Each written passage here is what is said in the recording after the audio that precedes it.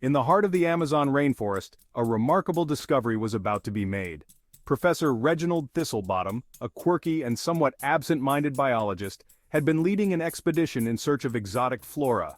Little did he know he was about to stumble upon something far more extraordinary. One humid afternoon, as Reginald wiped the sweat from his brow, his assistant Penelope called out to him from a nearby thicket. "Professor, you've got to see this!" she exclaimed, her voice tinged with disbelief.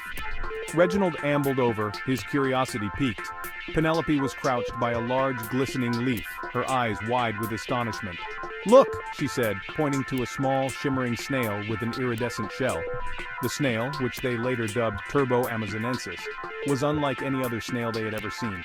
Its shell reflected the colors of the rainbow, and it seemed to exude a faint, otherworldly glow. But what truly set it apart was its speed. As they watched, the snail zipped across the leaf, leaving a sparkling trail of slime behind it. Reginald blinked in disbelief. It's moving faster than a human can run," he stammered.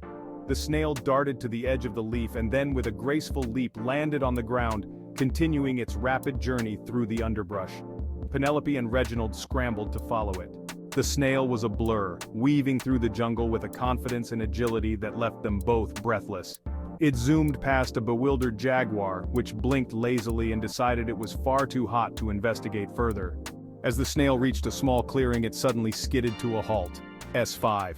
Penelope and Reginald, panting and drenched in sweat, caught up just in time to see a whole colony of Turbo amazonensis snails gathered around what appeared to be a miniature racetrack. Look at them, lined up at the starting line, their antennae wiggling in anticipation.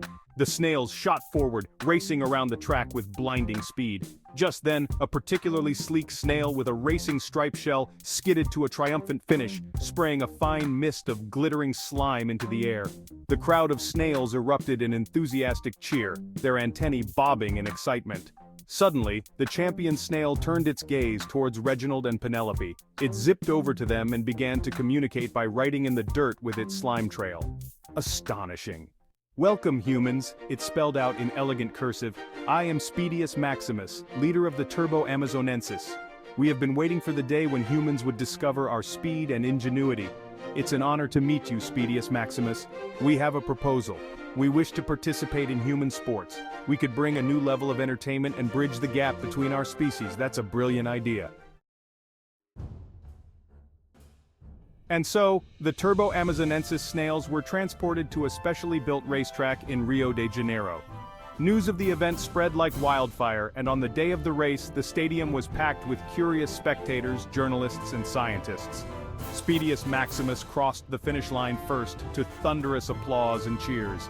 The crowd went wild, chanting "Turbo, Turbo, Turbo." The snails basked in their newfound fame, their antennae wiggling with pride. In the following weeks, the Turbo amazonensis snails became international superstars.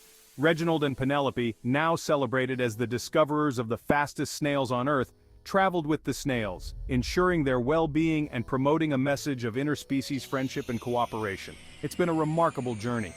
Truly a story of speed, friendship, and unexpected heroes.